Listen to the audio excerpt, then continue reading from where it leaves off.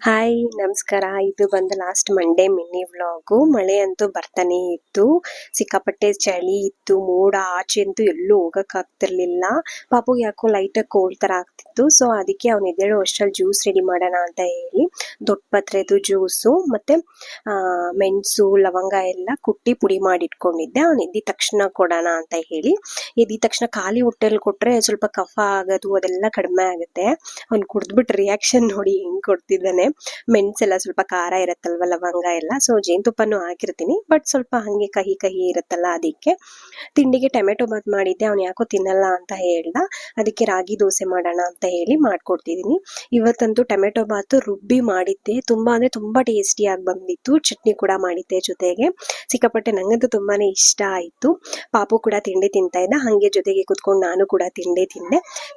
ಆಮೇಲೆ 1 cup tea ಮಾಡ್ಕೊಂಡಿದ್ದೆ. ಇವತ್ತಿನ ವ್ಲಾಗ್ ಇಷ್ಟೇನೆ.